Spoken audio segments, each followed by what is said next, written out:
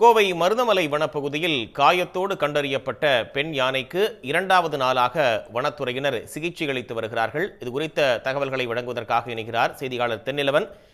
என்னென்ன மாதிரியான சிகிச்சைகள் அளிக்கப்படுது யானைக்கு? நிச்சயமாக. அதாவது நேற்று மதியத்துக்கு மேல் பாத்தீங்கன்னா மருதமலை அடிவாரத்தில் உள்ள வனப்பகுதியில் உடல்நலக்குறைவுடன் குட்டியுடன் ஒரு பெண் யானை கண்டறியப்பட்டது. இதனையடுத்து உடனடியாக இங்கே கால்நடை மருத்துவர் குழுவினர் மற்றும் வனத்துறையினர் அந்த பெண் யானைக்கு சிகிச்சை அளிக்கும் பணியை தீவிரமாக ஈடுபட்டார்கள்.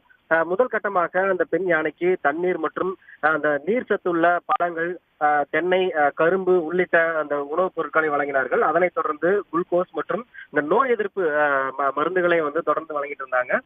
இந்த நிலையில இரண்டாவது நாளாக இன்றைய தினமும் தொடர்ந்து காலை முதல் அந்த பெண் யானைக்கு சிகிச்சையானது அளிக்கப்பட்டு வருகிறது.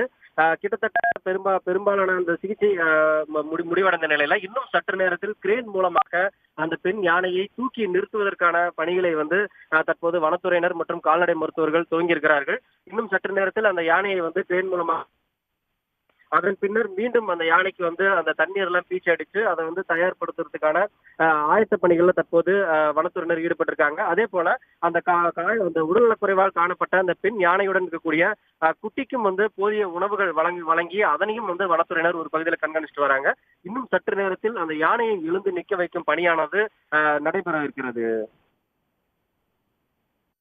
தகவல்களுக்கு நன்றி தென்னிலவன். உடனுக்குடன் செய்திகளை தெரிந்து கொள்ள சன் நியூஸ் பெல் ஐகானை கிளிக் பண்ணுங்க.